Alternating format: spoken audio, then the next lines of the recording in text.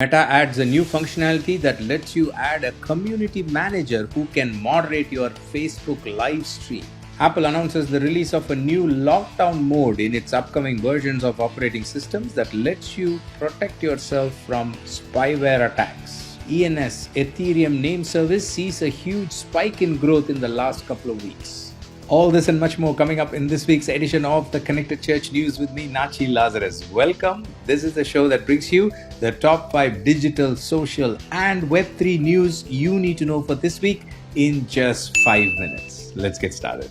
Meta has added 2 new functionalities that could be helpful for churches and ministries. First is related to live stream. When you go live on Facebook, you can now add someone as a community manager with the capability of moderating comments, banning people, and a few other capabilities. Now, this has always been there in kind of an unofficial way, but now Facebook brings this new role as a community manager with a badge. So the person will get a badge, they use their own personal profile, their name, everything as it appears on Facebook profile, and they moderate the session. This could be really useful when you use volunteers for moderation. So now you can officially say this person is the moderator. So do check it out. The second news is about Facebook groups. Facebook has streamlined the sidebar menu, making it easier for people to pin certain groups, find new groups, interact and engage, and so on. I'll link to all the details related to both the stories in the show notes. YouTube has announced improvements to its analytics and to the songwriters mini site.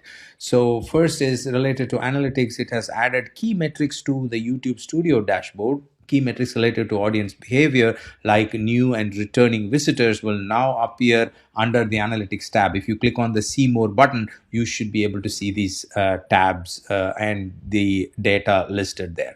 And Shorts analytics has also been revamped. The way the metrics are presented in Shorts Analytics has had an upgrade, and it's now more in alignment with the rest of the analytics presentation. And the third announcement was related to Songwriters mini site, the site that lists information about artists, musicians, and songwriters. Now that has been given an upgrade. So if you are a Christian musician or a band or in worship ministry, then you might want to check out how your information is listed there and tweak the info accordingly. Snapchat has announced that they are releasing a new paid premium subscription plan called Snapchat Plus. People who subscribe and users who are in the monthly subscription plan will get the ability to change their app icon. They will get a badge and a few other perks that are going to be given to the subscribers. Now, the interesting thing that I wanted to bring to your notice is the trend of social media channels starting to look at premium subscription as a revenue model. Last week we reported Telegram releasing its paid subscription plan, and now Snapchat. So it is interesting to see the trend starting to pick up with even major players like Snapchat. Apple has announced a release of an important feature in its upcoming operating system where you will have a mode called lockdown mode that lets you almost shut your device down to cyber attacks and spyware attacks, thereby protecting you. Now, this, as per Apple's statement, is an extreme level of security. That's the word used by Apple. It says it's an extreme optional protection that should only be used if you believe you may be personally targeted by highly sophisticated cyber attacks. So it's not for everyone. It's for high-profile people who are being attacked in a certain way by certain spyware. But having said that, it can be activated by anyone. So I know that you as a nonprofit leader, a church or ministry leader, could be interested in protecting yourself against certain type of attacks. So do take a look at this news, and when it gets released in the future, have a look at how it might suit your requirement. In our Web3 news today, we look at how Ethereum Name Service has seen more than 200% growth in just the last 2 weeks. And this is partly because maybe the gas fees overall has gone down in the system. And also people are starting to realize the utility of a .eth domain. So ENS basically lets you register your domain name with a .eth extension.